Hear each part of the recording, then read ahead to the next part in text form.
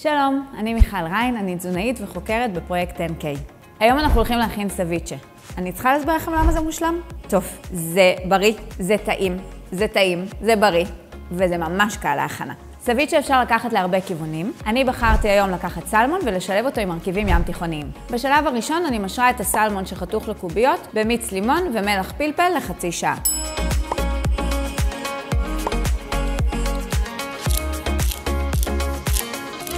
ומערבבים.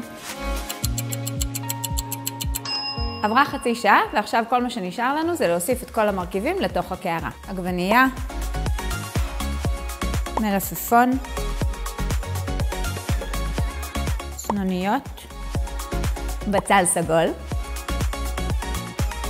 נענה קצוצה, כפית זעתר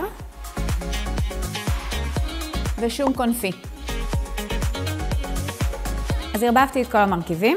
בדרך כלל אנשים שמים פחות ירקות בסביצ'ה ויותר דג, אבל אני חסידה גדולה של ירקות, אז לי זה מושלם.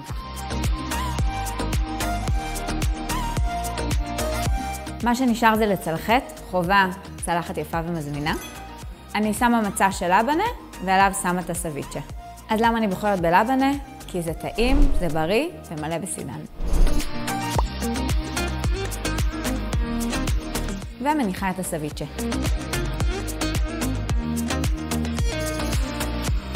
אני מזלפת שמן זית ומקשטת עם נענה.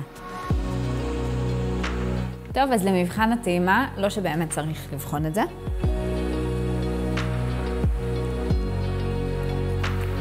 מושלם.